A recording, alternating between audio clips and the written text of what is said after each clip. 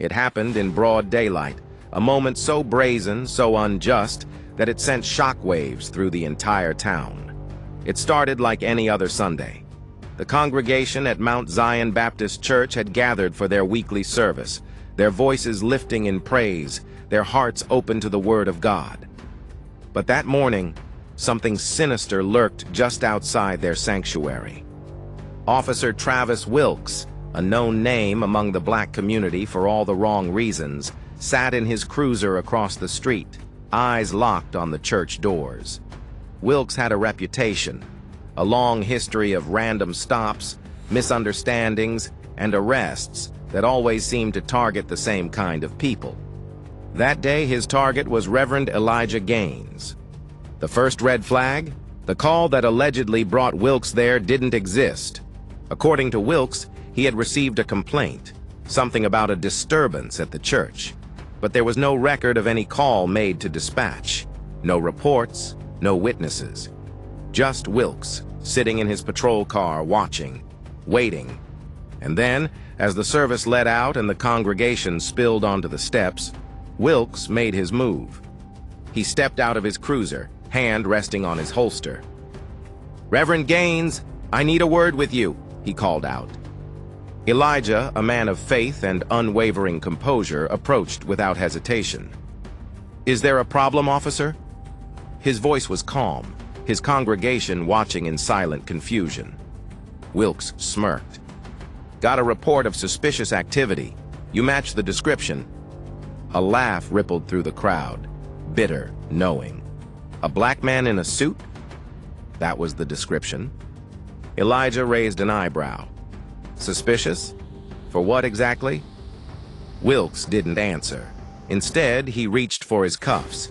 "Turn around! Hands behind your back!" Gasps filled the air, murmurs of disbelief.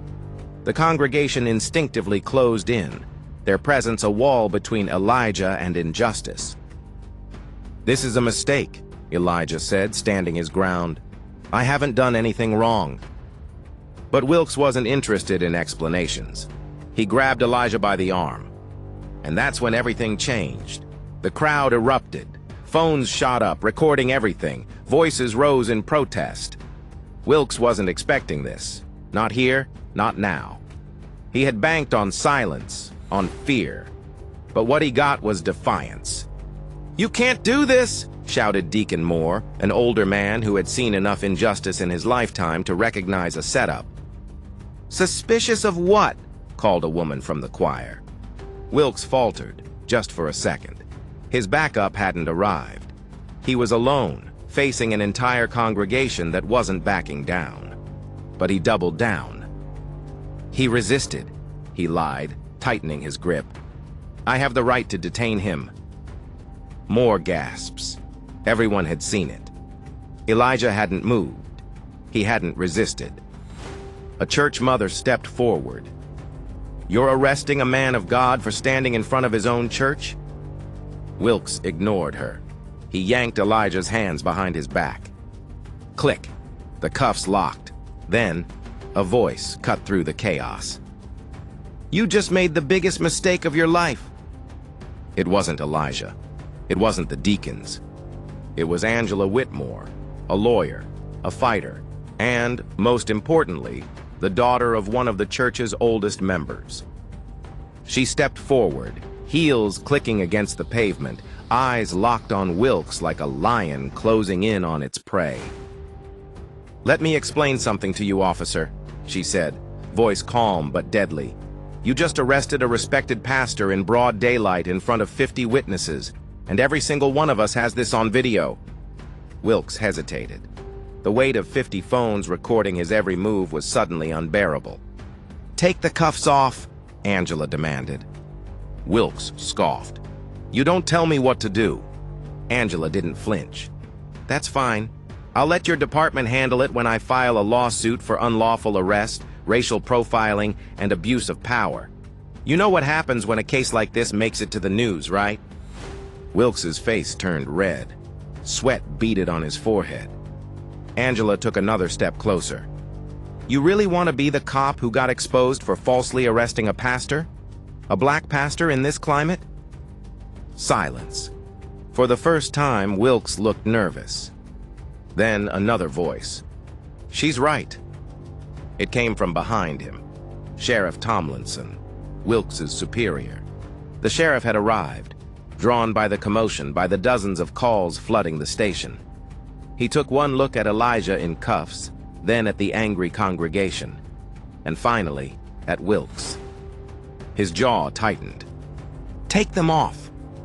Wilkes turned. "Sir, I said take them off." A long beat of silence.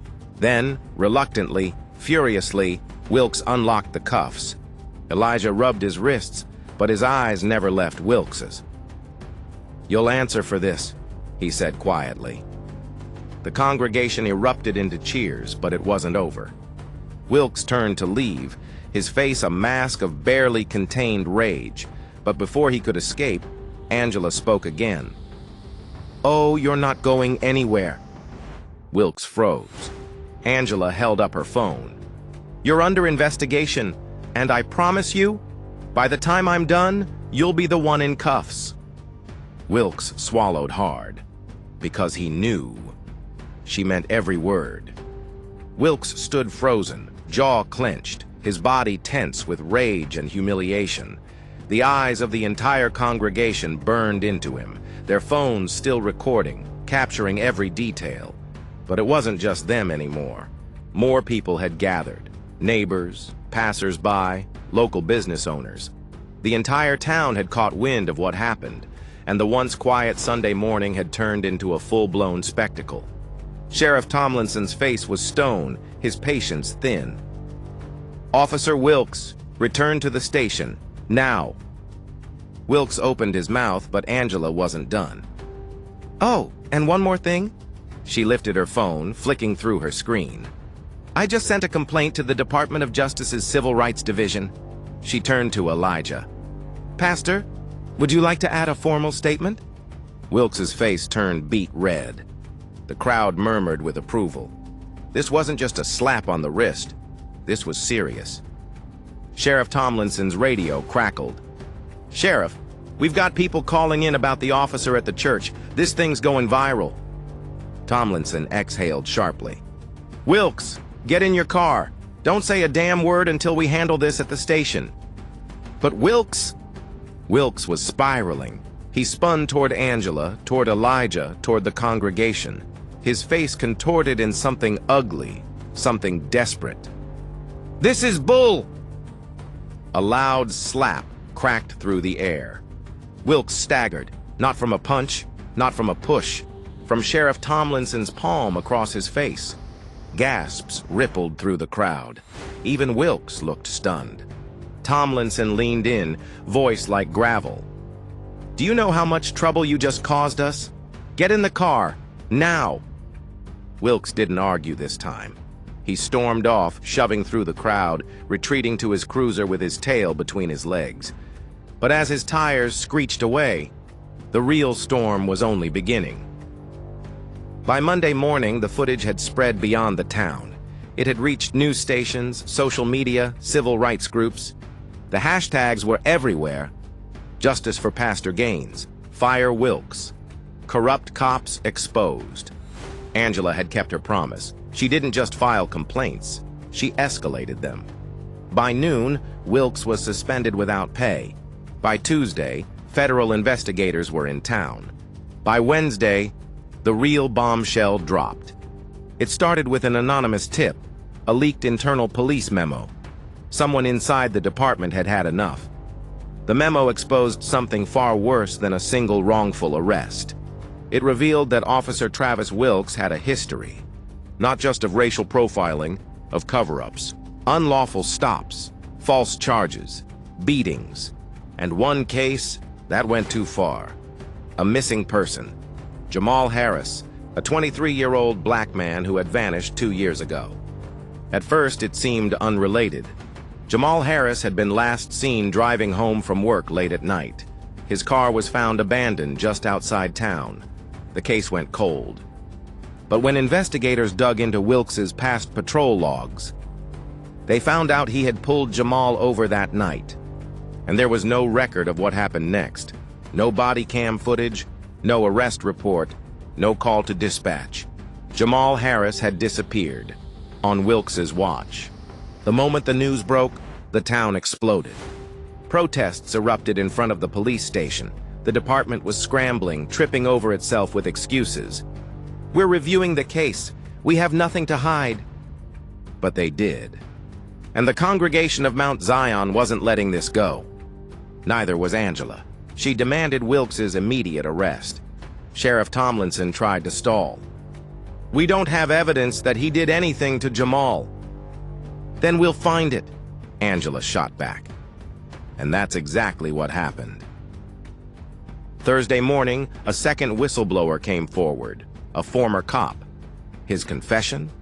Wilkes and 2 other officers had handled Jamal that night. They had beaten him. Badly. Jamal had begged for his life. And then, he was gone. That same day, federal agents stormed Wilkes's house. They dragged him out in cuffs. He was no longer the cop making arrests. He was the criminal. But the moment before they shoved him into the car, his eyes locked on Elijah. "You think you won?" he snarled. Elijah, ever the man of faith, only stared back. "This was never about winning," he said. "It was about justice." Wilkes's lips curled, but he had nothing left to say. The doors slammed shut, the car pulled away, and the town breathed. With Wilkes in federal custody, the town had changed. Elijah's wrongful arrest had exposed everything. More officers were suspended. The chief resigned. But something lingered in the air, something unfinished. Because Jamal Harris, his body was still missing. And if Wilkes hadn't acted alone, that meant someone else was still out there, watching, waiting, and ready to make sure the truth never came out.